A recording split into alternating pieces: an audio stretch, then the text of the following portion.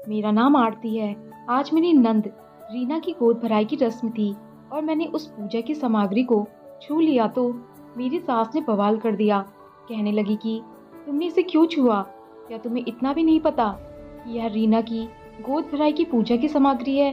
और ऐसी पूजा सामग्री को कोई बांझ औरत के छूने से अपशगुन होता है।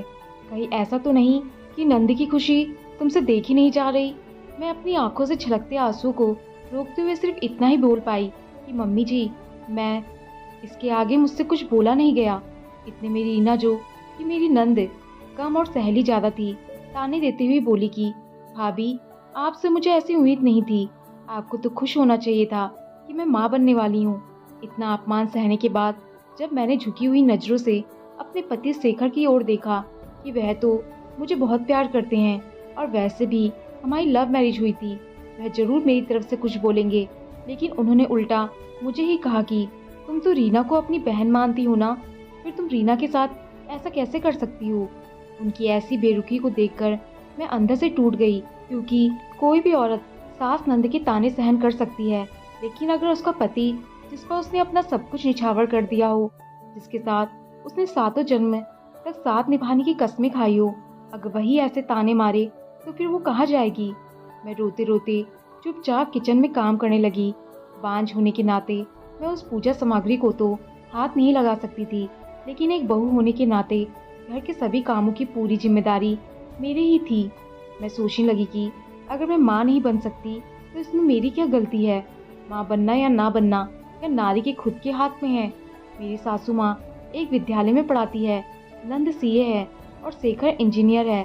मुझे हैरानी इस बात की थी कि इतने पढ़े लिखे परिवार के लोगों की सोच भी कितनी दकियानूसी है कि पूजा की सामग्री को छूने मात्र से अपशगुन हो जाएगा।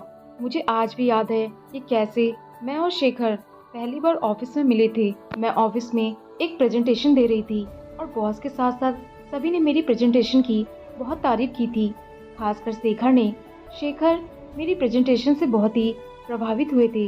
एक ही ऑफिस में एक साथ काम करते हुए हम दोनों को एक दूसरे से कब प्यार हो गया पता ही नहीं चला। दोनों एक ही जाति के होने से घर वाले मान गए और हमारी शादी हो गई। मेरी सास, ससुर और नंद सभी का स्वभाव बहुत अच्छा था। मैं इतना प्यार करने वाला पति पाकर तो अपने आप को बहुत ही भाग्यशाली समझने लगी थी। शेखर ने मुझे पहले ही कह दिया था कि शादी के बाद 2 साल तक बच्चा नहीं करेंगे, जिंदगी को थोड़ा एंजॉय करेंगे, फिर बच्चे की जिम्मेदारी लेंगे। इसलिए 2-3 साल तक परिवार में बच्चे के लिए किसी ने कुछ नहीं कहा, लेकिन 5 साल होते ही घर में सभी के ताने शुरू हो गए। परिवार वाले और रिश्तेदार सभी मुझे बांझ कहकर ताने मारने लगे। शेखर पहले तो कुछ नहीं बोलते थे, लेकिन अब वह भी मुझसे बेरुखी से पेश आने लगे थे। शेखर मुझसे सिर्फ काम पूर्ति के लिए ही बात करते थे, जिससे कि रोज के कामों में कोई विघ्न न आए। ऐसा लगता ही नहीं था कि हम दोनों पति पत्नी हैं और एक ही घर में रहते हैं। आखिर मैं अपना दुख सुनाती भी तो किसे? आज मेरी 8वीं सालगिरह थी। मुझे लगा कि आज शेखर अपनी चुप्पी तोड़कर मुझे बधाई जरूर देगा, इसलिए मैंने शेखर की पसंद का नाश्ता बनाया, नई क्रॉकरी नाश्ता दिया, लेकिन उन्होंने चुपचाप नाश्ता किया और बिना एक शब्द बोले ऑफिस के लिए निकल गए। मैंने तबीयत खराब का बहाना करके ऑफिस से छुट्टी ले ली थी, ताकि डिनर अच्छे से तैयार करके बेडरूम को भी बहुत अच्छे से सजाकर शेखर को सरप्राइज दे सकूं। शेखर ने मुझे एक बार भी नहीं पूछा कि तुमने ऑफिस से छुट्टी कर ली है, क्या तुम्हारी सचमुच तबीयत खराब है? मैंने डिनर में पालक पनीर, भिंडी की सब्जी और कई सारी सब्जियां आदि बनाए। बेडरूम को भी फूलों से बहुत अच्छे से सजाया और खुद भी शेखर के पसंद की लाल रंग की साड़ी पहनकर अच्छे से तैयार हो गई। मुझे पूरी आशा थी कि आज शेखर जरूर अपनी चुप्पी तोड़कर मुझसे बात करेंगे और मैं उसे बच्चा गोद लेने के लिए मना लूंगी। शाम को जब शेखर घर आया तो उसने मेरी ओर नजर उठाकर भी नहीं देखा। मैंने सोचा शायद बेडरूम में जाकर फिर विश करेगा, लेकिन सब कुछ उम्मीदों के उलट हुआ। विश करना तो दूर की बात, शेखर ने मेरी तरफ देखा तक नहीं। मैंने दिल पर पत्थर रखकर कहा, शेखर, आज हमारी शादी की सालगिरह है, क्या तुम वह भी भूल गए? अरे नहीं तो, वह मनहूस दिन मैं कैसे भूल सकता हूँ? इसी दिन तो एक बांझ औरत मेरे गले पड़ी थी। मैंने आंसुओं से भरी हुई आंखों से कहा कि हम एक बच्चा गोद भी तो ले सकते हैं ना। शेखर ने कहा, इस विषय पर हमारी कई बार बहस हो चुकी है। मैंने कितनी बार कहा है कि मैं किसी और के बच्चे को किसी और के खून को नहीं अपना सकता। मुझे मेरा अपना बच्चा चाहिए, जो तुम नहीं दे पा रही हो। खैर, आज हमारी शादी की सालगिरह है, इसलिए मैं तुम्हारे लिए एक अनोखा गिफ्ट लाया हूँ। अनोखा गिफ्ट में सोचने लगी कि जो व्यक्ति मुझे लगातार खरी खोटी सुना रहा है, वह व्यक्ति मेरे लिए कौन सा अनोखा गिफ्ट लेकर आया होगा। शेखर ने मुझे एक लिफाफा खोला तो उसमें तलाक के कागजात थे। मुझे विश्वास ही नहीं हो रहा था। जो शेखर प्यार की बड़ी बड़ी डींगे मारता था, हर परिस्थिति में मेरा साथ देने की बात करता था, वह एक बच्चे के लिए मुझे तलाक दे रहा है।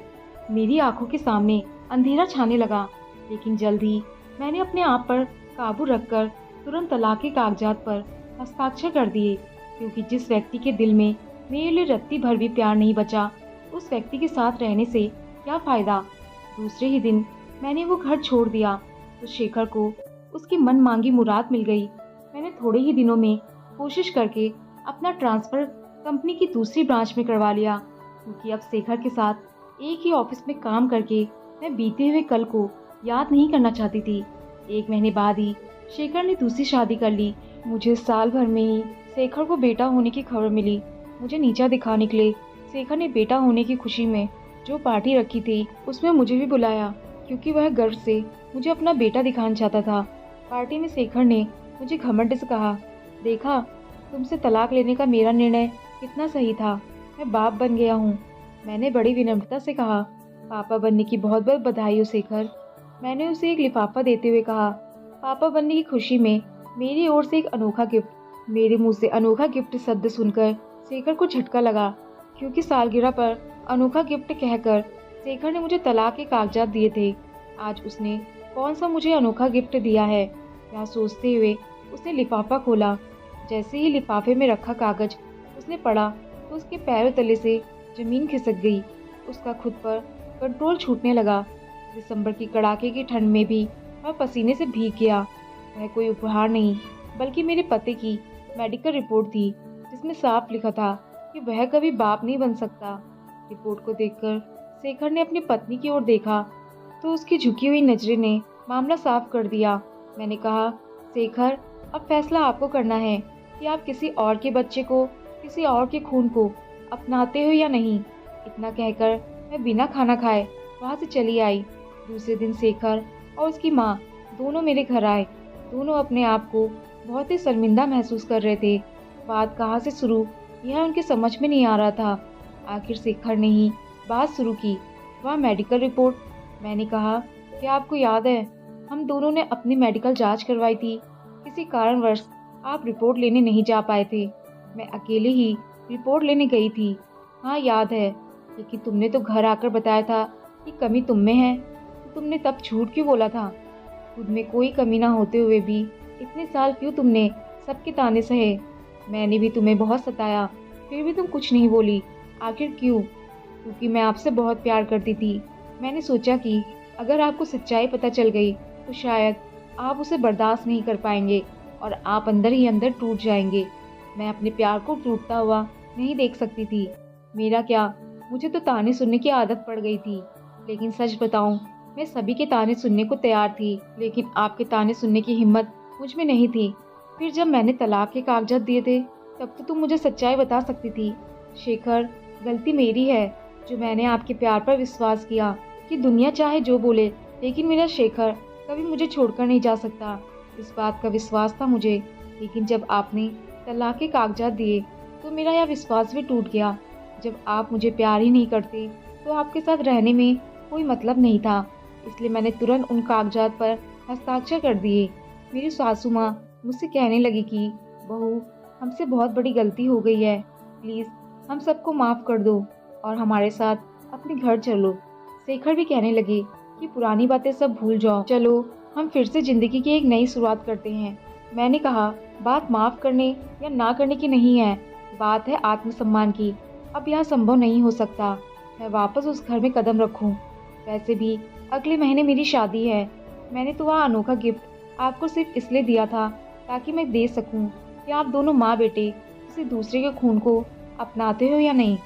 क्योंकि जब मैंने आपको बच्चा गोद लेने के लिए कहा था तो आपने बोला था कि मैं किसी और के खून को, किसी और के बच्चे को नहीं अपना सकता। दोस्तों, आपको कहानी पसंद आई हो तो लाइक, शेयर और कमेंट जरूर करें। और चैनल पर नए आए हैं तो चैनल को सब्सक्राइब करना ना भूलें। धन्यवाद।